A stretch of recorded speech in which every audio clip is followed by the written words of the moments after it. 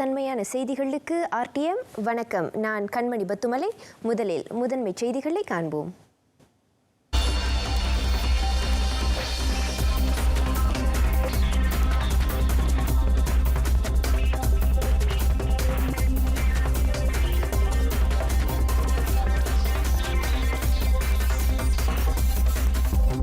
பள்ளிகள் மீண்டும் திறப்பதற்கான நிர்வாக வழிகாட்டியை கல்வி அமைச்சு வெளியிட்டது.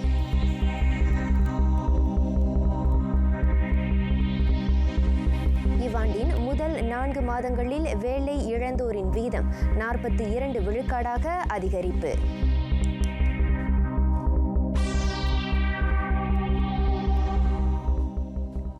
பள்ளிகள் மீண்டும் திறப்பதற்கான நிர்வாக வழிகாட்டியை கல்வி அமைச்சு இன்று வெளியிட்டது. பள்ளிகளில் மாணவர்களின் உடல் வெப்பநிலை பரிசோதிக்கப்படுவது, ஓய்வு நேரத்தில் வகுப்பறையில் உணவு உட்கொள்வது ஆகியவை பள்ளிகள் மீண்டும் திறக்கப்படும் போது மாணவர்களால் பின்பற்றப்படவிருக்கும் புதிய நடைமுறைகளின் ஓர் அங்கமாக அவை இனி அமைந்திருக்கும். 34 பக்கங்கள் அடங்கிய அந்த வழிகாட்டியில் சுகாதார அமைச்சும் தேசிய பாதுகாப்பு மன்றமும் வரையறுத்துள்ள அம்சங்கள் இடம்பெற்றுள்ளன. பள்ளி நுழைவாயிலை வந்தடைந்த உடனே மாணவர்களின் உடல் வெப்பநிலையை ஆசிரியர்கள் பரிசோதிக்க வேண்டும் என கல்வி அமைச்சர் டாக்டர் முகமது ராஜ்ஜி மஜிடேன் தெரிவித்தார். 37.5 பாகை செல்சியஸுக்கும் அதிகமாக உடல் வெப்பநிலையை கொண்ட மாணவர்களை தனிமைப்படுத்துவதற்கென ஒவ்வொரு பள்ளியும் சிறப்பு அறையை ஏற்படுத்த வேண்டும். அதன் பின்னர் பள்ளி நிர்வாகம் சம்பந்தப்பட்ட மாணவரின் பெற்றோரையும் அருகிலுள்ள சுகாதார மையத்தையும் தொடர்பு கொள்ள வேண்டும். பள்ளிகளுக்கு மிதிவண்டி அல்லது நடந்து செல்லும் மாணவர்களின் உடல் வெப்பம் சில சமயங்களில் சற்று உயர்வாக காட்டலாம். சற்று நேர ஓய்விற்கு பிறகு சம்பந்தப்பட்ட மாணவர்களின் உடல் வெப்பநிலை மீண்டும் பரிசோதிக்கப்பட வேண்டும் என அவர் வலியுறுத்தினார். செமன்யே அங்கு ஹுசேன் இடைநிலை பள்ளியில் மீண்டும் பள்ளி திறக்கப்படுவதற்கான ஆயத்த நடவடிக்கைகளை பார்வையிட்ட பின்னர் டாக்டர் முகமது ராஜ்ஜி மஜிடேன் செய்தியாளர்களிடம் பேசினார். கல்வி அமைச்சின் அகப்பக்கத்திலும் அந்த வழிகாட்டி பதிவேற்றம் செய்யப்பட்டுள்ளது. அதனை பின்பற்றி பள்ளிகளை திறப்பதற்கு ஆசிரியர்களும் பள்ளி நிர்வாகமும் தகுந்த முன்னேற்பாடுகளை மேற்கொள்ள முடியும். பள்ளிகளை மீண்டும் திறப்பதற்கான நிர்வாக வழிகாட்டியின் அமலாக்கம் மீது சுகாதார அமைச்சு நம்பிக்கை கொண்டுள்ளது. பள்ளிகளில் பாதுகாப்பான தூர இடைவெளி முறையாக பின்பற்றப்பட்டால் COVID-19 தொற்று பரவலை தடுக்க முடியும் என சுகாதார தலைமை இயக்குனர் டாக்டர் நூர் ஹிஷாம் அப்துல்லா நம்பிக்கை தெரிவித்தார். மாணவர்கள், ஆசிரியர்கள், பெற்றோர்கள் என அனைவரின் நலனையும் கருத்தில் கொண்டு வரையப்பட்டிருக்கும் வழிகாட்டி கட்டங்கட்டமாக மேம்படுத்தப்படும். முன்னதாக செமன்யே இடைநிலை பள்ளிக்கு வருகை மேற்கொண்ட டாக்டர் நூர் ஹிஷாம் அப்துல்லா அந்த வழிகாட்டியின் அமலாக்கத்தை நேரில் பார்வையிட்டார். பள்ளிகள் மீண்டும் திறக்கப்படும் என்றாலும் முதலில் படிவம் 5 மற்றும் படிவம் 6 மாணவர்களுக்கு தான் முன்னுரிமை வழங்கப்படும். 2 வாரங்களுக்கு முன்னரே பள்ளிகள் மீண்டும் திறக்கும் தேதி அறிவிக்கப்படும் என்றார் அவர். பள்ளி வளாகத்தில் மாணவர்களின் நடமாட்டம் தொடர்பான வழிகாட்டி அவர்கள் வந்தடைந்தது முதல் வீடு திரும்பும் வரை பின்பற்ற வேண்டிய விரிவான விதிகளை உட்படுத்தியிருக்கிறது. மாணவர்கள் மத்தியில் பாதுகாப்பான தனி மனித இடைவெளி பின்பற்றப்படுவதை பள்ளி நிர்வாகம் உறுதி செய்ய வேண்டும் என டாக்டர் நூர் ஹிஷாம் கேட்டுக்கொண்டார். நாட்டின் தலைமைத்துவ மாற்றம் COVID-19 தொற்றை கட்டுப்படுத்தும் போராட்டத்தை தொடர்வதில் சுகாதார அமைச்சுக்கு இடையூறாக அமையவில்லை. மாறாக நாட்டின் 8வது பிரதமராக நியமிக்கப்பட்ட தான் ஸ்ரீ முஹிடின் யாசின் மலேசியாவை அந்த பெருந்தொற்றிலிருந்து முற்றாக விடுபட செய்யும் அமைச்சின் முயற்சிகளுக்கு தொடர் ஒத்துழைப்பை நல்கி வருவதாக டாக்டர் நூர் ஹிஷாம் அப்துல்லா தெரிவித்தார். பதவியேற்ற முதல் நாளன்றே தான் ஸ்ரீ முஹிடின் அயல் நாடுகளிலிருந்து தாயகம் திரும்பிய மலேசியர்கள், தப்லீக் சமய ஒன்று கூடல் நிகழ்ச்சியில் பங்கேற்றவர்கள் ஆகியோரை உட்படுத்திய தொற்று சம்பவங்கள் தொடர்பில் தம்மை அழைத்து விளக்கம் பெற்றதை டாக்டர் நூர் ஹிஷாம் இவ்வேளையில் சுட்டிக்காட்டினார். COVID-19 பரவிய நாடுகளிலிருந்து அல்லது பகுதியிலிருந்து சென்று திரும்புபவர்கள் மூலம் நோய் தொற்று பல மாநிலங்களில் பரவக்கூடும் என கணிக்கப்பட்டது. அச்சமயத்திலேயே இதர நிறுவனங்களின் ஒத்துழைப்புடன் சுகாதார அமைச்சு பல்வேறு அணுகுமுறைகளை செயலாக்க தொடங்கியது. உதாரணமாக, மார்ச் 10ஆம் தேதி முடிந்தவரை வெள்ளிக்கிழமை தொழுகைகளை நடத்த வேண்டாம் என அமைச்சு அறிவுறுத்தியது. பெர்லிஸின் நடவடிக்கையை பின்பற்றி மார்ச் 15ஆம் தேதி அரசாங்கம் 2 வாரங்களுக்கு வெள்ளிக்கிழமை தொழுகைகளை நடத்த வேண்டாம் என உத்தரவு பிறப்பித்தது. சுகாதார அமைச்சு முன்வைத்த ஆலோசனைகளை செவி மடுத்ததுடன் இதுவரை நடைமுறைக்கு வந்திராத சில புதிய ஆணைகளை அரசாங்கம் செயல்படுத்தியது. நாட்டின் வரலாற்றிலேயே இதுவரை அறிவிக்கப்படாத ஒன்றான நடமாட்ட கட்டுப்பாட்டு உத்தரவை டத்தோ டாக்டர் நூர் ஹிஷாம் ஓர் உதாரணமாக காட்டினார். தொடர்பு பல்லூடக அமைச்சர் டத்தோ சைஃபுடின் அப்துல்லாவுடன் கோவிட்-19 தொற்றை துடைத்தொழிக்க போராடி வரும் சுகாதார அமைச்சின் திரைக்கு பின்னால் எனும் தலைப்பில் நேரலை நிகழ்ச்சியில் பங்கேற்ற டத்தோ டாக்டர் நூர் ஹிஷாம் இவ்விபரங்களை வெளியிட்டார்.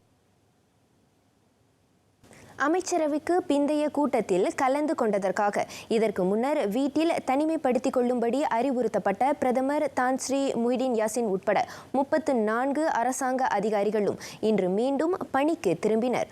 அதிகாரி ஒருவருக்கு கோவிட்-19 தொற்று உறுதிப்படுத்தப்பட்டதை தொடர்ந்து கடந்த மே 21ஆம் தேதி முதல் அவர்களை தனிமைப்படுத்தப்பட்டிருந்த காலம் நேற்றுடன் முடிவுக்கு வந்ததாக Dato doctor Noor Hisham Abdullah தெரிவித்தார்.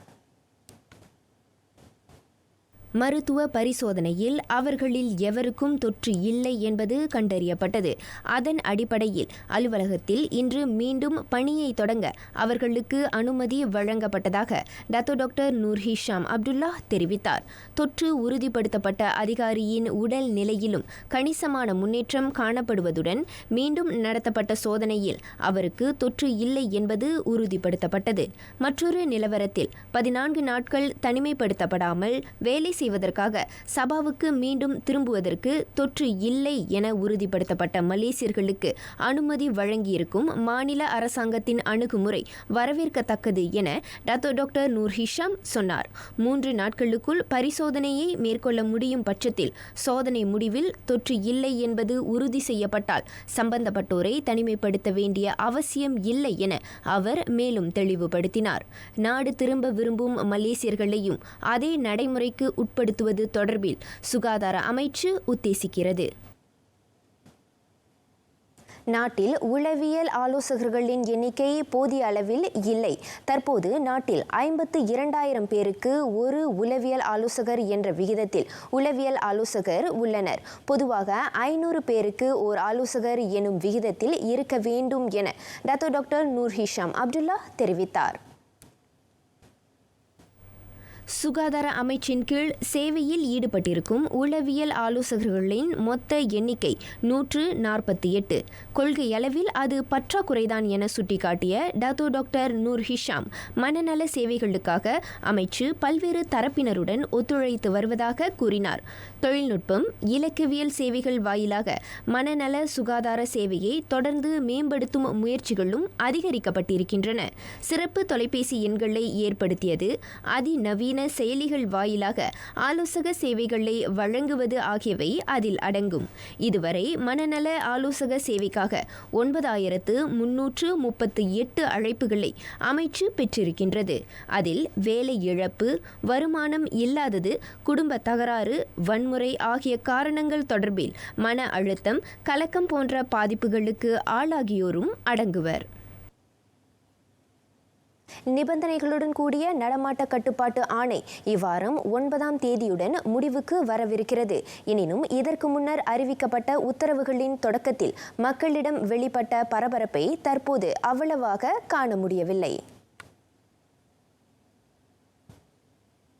எப்படி இருப்பினும் அந்த ஆணை நீட்டிக்கப்பட்டாலும் நீட்டிக்கப்படாவிட்டாலும் முன்னிலை பணியாளர்கள் கோவிட்-19 வைரஸ் தொற்றை நாட்டில் முழுமையாக துடைத்தொழிக்கும் போராட்டத்திலிருந்து ஒருபோதும் ஓய மாட்டார்கள் என்பது கண்கூடு. புதிய நடைமுறைகளை கட்டுப்பாடுடன் பின்பற்றும் மலேசியர்களின் போக்கும் ஆக்கப்பூர்வ மாற்றங்களுக்கு வித்திட்டிருக்கிறது. கடந்த 4 நாட்களாக மலேசியர்களை உட்படுத்திய கோவிட்-19 தொற்று சம்பவங்களின் எண்ணிக்கை ஓர் இலக்கமாக பதிவு செய்யப்பட்டு வருகிறது.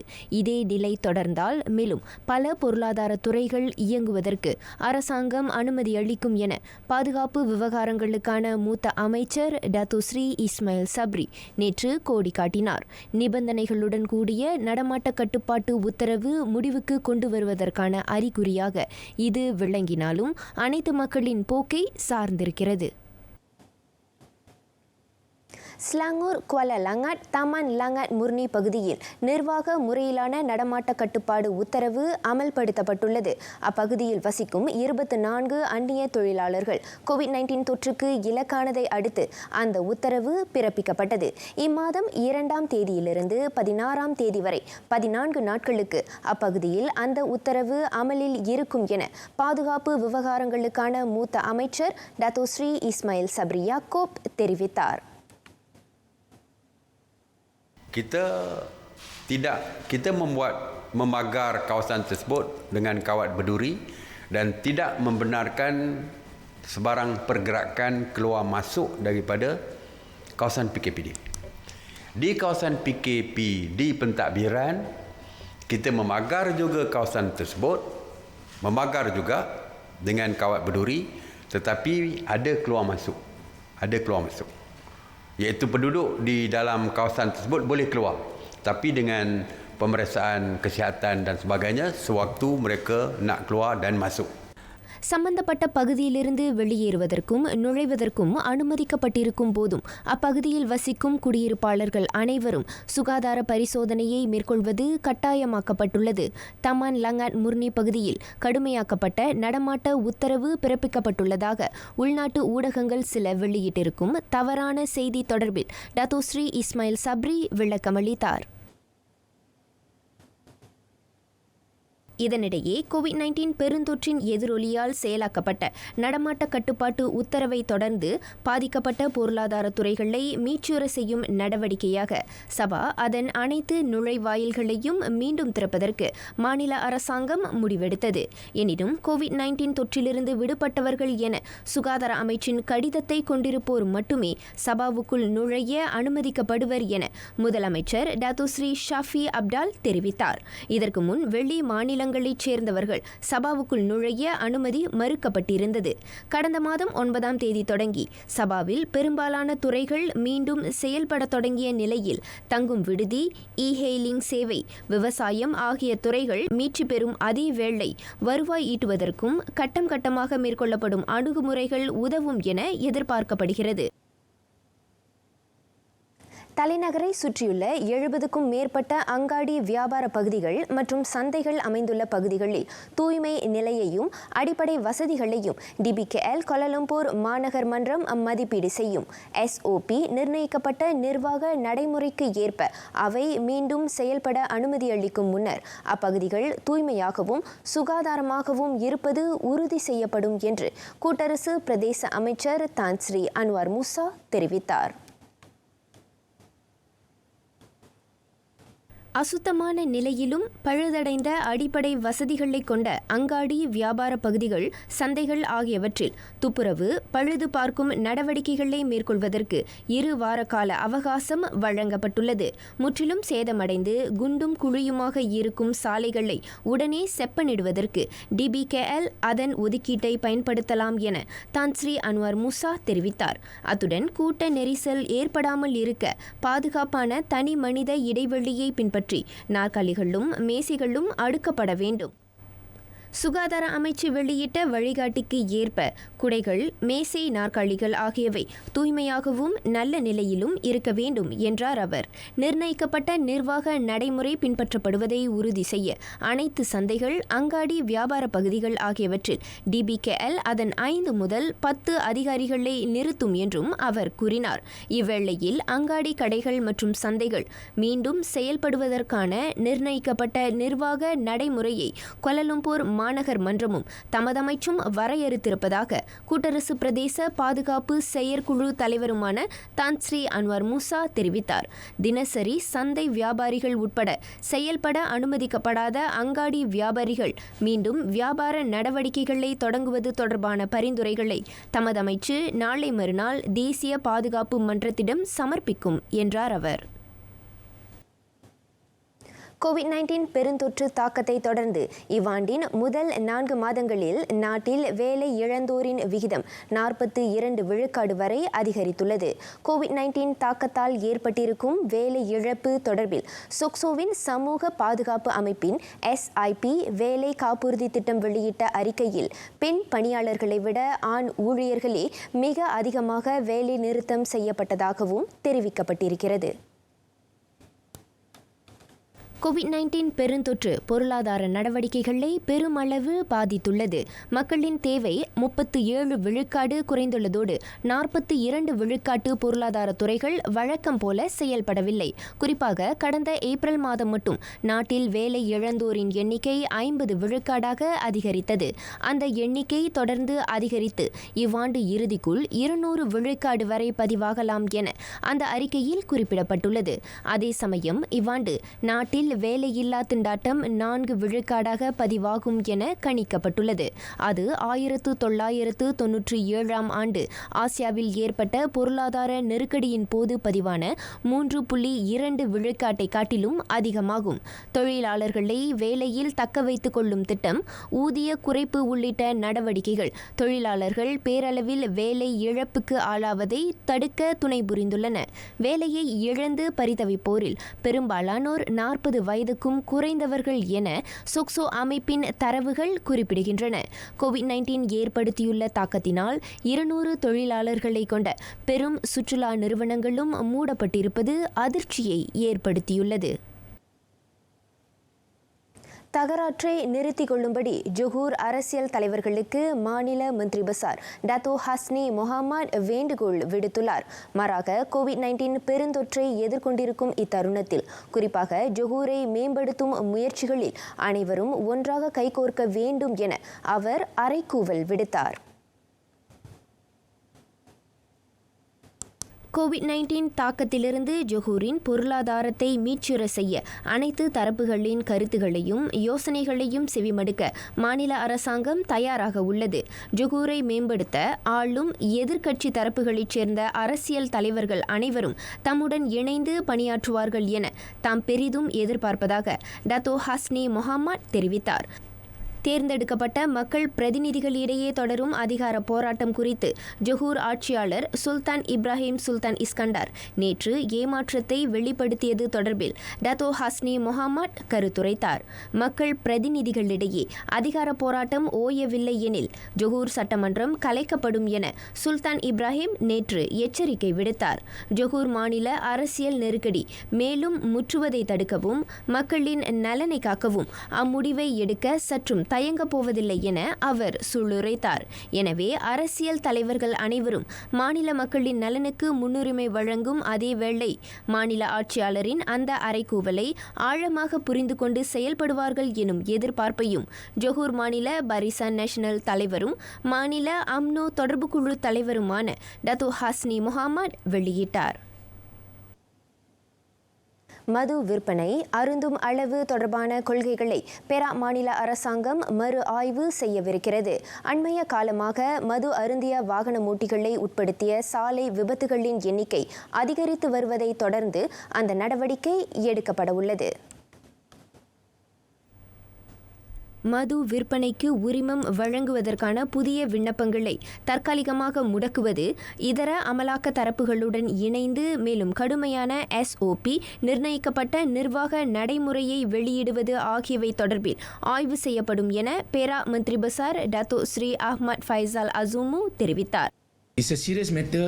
Akhirnya saya percaya kalau kita nak hapuskan terus tak mudah, tetapi yang paling penting ialah untuk mendidik juga kepada orang ramai. Kita perlu sentiasa bercakap tentang perkara ini, bahawa apa juga kita lakukan mesti kita berlakukan dengan penuh tanggungjawab. If you want to drink, drink responsibly. You don't drink and drive. இப்போ பெரா டாருல் ரிஜ்வான் கட்டடத்தில் நடைபெற்ற செய்தியாளர் சந்திப்பில் Dato Sri Ahmad Faisal அசூமு இவ்விவரங்களை வெளியிட்டார். உரிமங்கள் இன்றி மது விற்பனை அதிகரிக்கும் போன்ற மேலும் பல எதிர்மறையான பாதகங்களை கொண்டு வரும் என்பதால் மது விற்பனைக்கு தடை விதிப்பது பற்றி தமது தரப்பு உத்தேசிக்கவில்லை என்றார் அவர். முன்னாள் பிரதமர் டத்துஸ்ரீ நஜீப் துன் ரசாக்கை உட்படுத்திய SRC இன்டர்நேஷனல் நிதி மோசடி வழக்கு விசாரணை. அந்நிறுவனத்துக்கு சொந்தமான 4 கோடியே 20 லட்சம் ரிங்கிட் பணம் தனது வங்கிக் கணக்கில் இருந்ததை டத்துஸ்ரீ நஜீப் அறிந்திருந்தார். அந்நிதியை தெரிந்தே அவர் தனது சொந்த தேவைகளுக்கு பயன்படுத்தியதாக அரசாங்க தரப்பு துணை வழக்குரைஞர் டத்து வி சிதம்பரம் தெரிவித்தார். SRC இன்டர்நேஷனல் நிறுவனத்துக்கு சொந்தமான 23 லட்சம் ரிங்கிட் தொகையை டத்துஸ்ரீ நஜீப் இத்தாலியில் பொருட்களை வாங்கியது உட்பட பல்வேறு சொந்த தேவைகளுக்கும் செலவிட்டிருக்கின்றார். அப்பணத்தை டத்துஸ்ரீ நஜீப் தான் செலவு செய்தார் என்பதை நீதிமன்றத்தில் சமர்ப்பிக்கப்பட்ட ஆதாரங்கள் தமக்கு சொந்தமான 3 வங்கி கணக்குகளில் இருந்த பணம் குறித்து அவர் அறிவார் என்பதை தெளிவாக புலப்படுத்தியிருப்பதாக டத்து வி சிதம்பரம் தெரிவித்தார். உண்மையில் அந்த பணம் தமது வங்கி கணக்கில் இருந்ததை அவர் அறியவில்லையா அல்லது அது குறித்து வேண்டுமென்றே அவர் அறிந்து கொள்ள விரும்பவில்லையா என்றும் அவர் கேள்வி எழுப்பினார். இதற்கு முன் டத்துஸ்ரீ நஜீப் தரப்பு வழக்குரைஞர்கள் முன்வைத்த தற்காப்பு வாதங்களுக்கு டத்து வி சிதம்பரம் மறுமொழி தந்தார். ஒரு நாட்டின் பிரதமரும் நிதி அமைச்சருமான டத்துஸ்ரீ நஜீப் கோடிக்கணக்கான பணம் தனது வங்கி கணக்கில் இருந்தது தனக்கு தெரியாது என கூறுவது ஏற்புடையதாக இல்லை. அது வெறும் வெற்று கதை. எனவே எதிர்த்தரப்பு வழக்குரைஞர்கள் வாதத்தில் முன்வைக்கப்பட்ட காரணங்களை நீதிமன்றம் நிராகரிக்க வேண்டும் எனவும் டத்து சிதம்பரம் கேட்டுக்கொண்டார். அதோடு தேடப்பட்டு வரும் தொழிலதிபர் ஜோலோ தனது வங்கி கணக்கை நிர்வகிப்பதை டத்துஸ்ரீ நஜீப் அறிந்தே இருந்தார் என்பதையும் அவர் தமது வாதத்தின் போது வலியுறுத்தினார். அதோடு பொருளாக கணக்கு உரிமையாளர் எனும் வகையில் தமது கணக்கறிக்கையை எந்நேரத்தில் வேண்டுமென்றாலும் சரிபார்க்க குற்றம் சாட்டப்பட்டவருக்கு உரிமை உண்டு என்றார் அவர். இந்த வழக்கு விசாரணை இன்றும் தொடர்கிறது.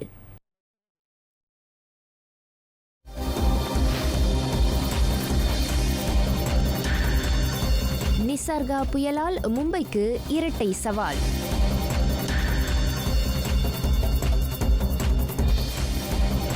கைவிடப்பட்ட விலங்குகளின் காவலனாக வலம் வரும் மெக்சிகோ. விபரம் உலக நடப்புகளில். SOP Perintah Kawalan Pergerakan bersyarat bagi pengangkutan awam. Guna pelitup hidung dan mulut ketika menaiki pengangkutan awam. Amalkan penjarakan sosial dengan jarak selamat sekurang-kurangnya 1 meter ketika berbaris. Amalkan penggunaan cecair pembasmi kuman untuk kebersihan.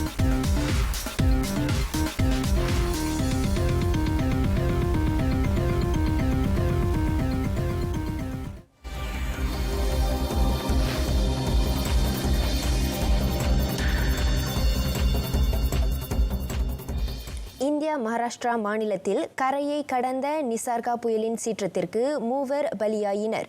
நிசர்காவின் கடும் பாதிப்பிலிருந்து மும்பை தப்பிய போதிலும் அந்நகரில் அடுத்த 6 மணி நேரத்தில் பேரழிவு ஏற்படலாம் என எச்சரிக்கப்பட்டிருக்கிறது.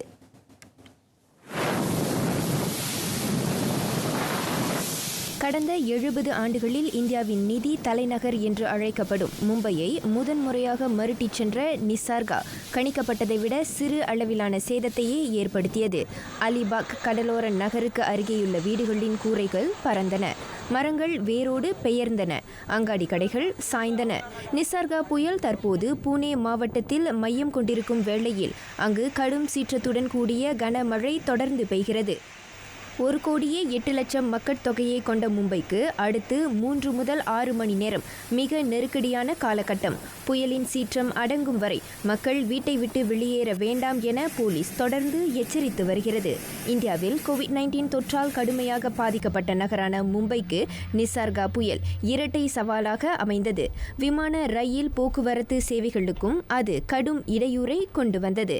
நிலைமை தணியும் வரை அந்த பெருநகரில் விமான போக்குவரத்து சேவைகள் இயங்கப்படாது. மாநிலங்களுக்கு இடையிலான ரயில் சேவைகள் தாமதமாக இயங்கும் என அறிவிக்கப்பட்டிருக்கிறது. கடந்த மாதம் 100க்கும் மேற்பட்டோரை பலி கொண்டதுடன் கிராமங்களையும் விவசாய நிலங்களையும் அழித்த அம்ஃபான் புயலின் கோர பாதிப்பிலிருந்து இந்தியா இன்னும் மீளாத நிலையில் நிசர்கா புதிய பாதிப்பை ஏற்படுத்தி சென்றிருக்கிறது. சீனாவின் விமான நிறுவனங்களின் சேவைகள் அனைத்தையும் அமெரிக்கா நிறுத்தியது. சீனாவில் அமெரிக்க விமான நிறுவனங்கள் அவற்றின் சேவைகளை தொடருவதற்கு அனுமதி அளிக்க தவறிய பெய்ஜிங்கிற்கு கொடுக்கப்படும் பதிலடி இதுவென்று வாஷிங்டன் கூறியிருக்கிறது. கடந்த ஈராண்டுகளாக அவற்றுக்கிடையே நிலவும் வர்த்தக போர் இன்னும் முடிவுக்கு கொண்டு வரப்படாத நிலையில் கோவிட்-19 நெருக்கடி உலகின் இரு மிகப்பெரிய பொருளாதார வல்லரசுகளுக்கு இடையிலான உறவில் மிகப்பெரிய விரிசலை ஏற்படுத்தியிருக்கிறது. சீனாவின் 7 விமான நிறுவனங்களின் சேவைகளை அமெரிக்கா நிறுத்தியது. இம்மாதம் 16 அந்த தடை அமலுக்கு வரும் என கூறப்படும் நிலையில் அமெரிக்க அதிபர் டொனால்ட் ட்ரம்ப் ஆணையிட்டால் அதற்கு முன்னதாகவே அந்த உத்தரவு செயலாக்கப்படும் என்று போக்குவரத்து அமைச்சு அறிவித்தது. இம்மாதம் 1 தேதியிலிருந்து சேவைகளை மீண்டும் தொடங்கும்படி அமெரிக்க விமான நிறுவனங்கள் கேட்டுக்கொள்ளப்பட்ட நிலையில் அவற்றின் கோரிக்கைகளை அங்கீகரிக்க சீன அரசாங்கம் மறுத்துவிட்டது. அது அமெரிக்காவின் வான் போக்குவரத்து சேவை உடன்பாட்டை மீறியிருப்பதாக வாஷிங்டன் சாடியது. வடகொரியாவில் 3 மாத இடைவெளிக்கு பின்னர் பள்ளிகள் இன்று மீண்டும் திறக்கப்பட்டன. வழக்கமாக பள்ளி சீருடை, புத்தகப்பை ஆகியவற்றுடன் பள்ளிக்கு வரும் மாணவர்கள் இம்முறை முகக்கவசம் அணிந்திருந்தனர். எனினும் பள்ளிக்கு மீண்டும் திரும்பிய மகிழ்ச்சி மட்டுமே அவர்களின் முகத்தில் குடிகொண்டிருந்தது. உலக நாடுகளை புரட்டி போட்ட கோவிட்-19 தொற்றால் பியோங்யாங்கில் இதுவரை ஒருவர் கூட அதன் பாதிப்புக்கு ஆளாகவில்லை. எனினும் அந்த கொள்ளை நோய்க்கு எதிரான தடுப்பு நடவடிக்கைகளையும் கடும் விதிகளையும் நடைமுறைப்படுத்த தென்கொரியா தவறவும் இல்லை. சீனாவுடனான எல்லை பகுதியையும் அது மூடியது. இந்நிலையில் ஏப்ரல் மாதம் தொடங்கப்பட வேண்டிய புதிய பள்ளி தவணை பல முறை ஒத்திவைக்கப்பட்டது. சுமார் 3 மாதங்களாக மூடப்பட்டிருந்த பள்ளி வளாகங்களை நோக்கி மாணவர்கள் மகிழ்ச்சியுடன் புறப்பட்டனர். புதிய பள்ளி சீருடையுடன் வந்திருந்த மாணவர்கள் வழக்கமான முகக்கவசங்களை அணிந்திருந்தாலும் சிலர் மிருகங்களின் உருவம் பொறிக்கப்பட்ட முகக்கவசத்தையும் அணிந்திருந்தனர். உடல் வெப்பநிலையை பரிசோதித்த பின்னரே மாணவர்கள் பள்ளிக்குள் செல்ல அனுமதிக்கப்பட்டனர்.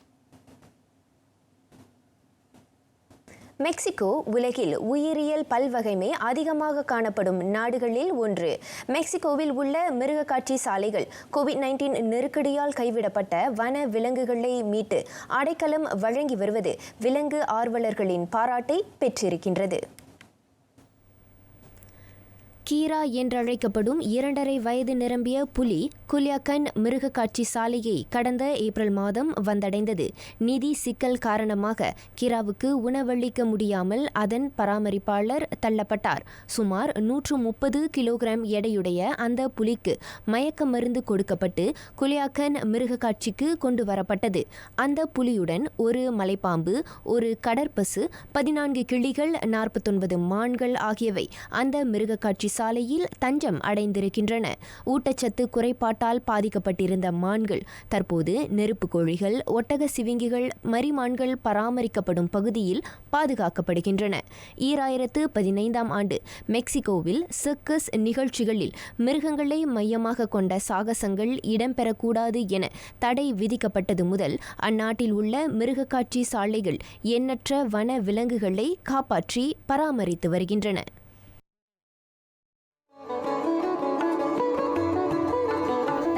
உணரச் செய்யும் ஓஷோவின் பொன்மொழிகள். எதையும் பிடித்து தொங்காதீர்கள். நீ யார் என்று கேட்டால் நான் ஒரு மருத்துவன், மாணவன் என சில அடையாளங்களை குறிப்பிடுகிறோம். அவையெல்லாம் ஒரு வட்டத்திற்குள் நம்மை சுருக்கிக் கொள்வதாகும். பல இடங்களில் பல வேடம் உள்ளது. உன் திறமை அளவிட முடியாதது. எதிலும் சிக்கி தவிக்காதீர்கள். அதற்கு எதையும் பிடித்து தொங்காதீர்கள் என்கிறார் ஓஷோ. இரவு மணி 7:30க்கு TV 2லும் மை ஃப்ரீவியூ அலைவரிசை 1, 2, 3லும் தமிழ் செய்தியை கொண்டு வருகிறோம். மீண்டும் சந்திப்போம்.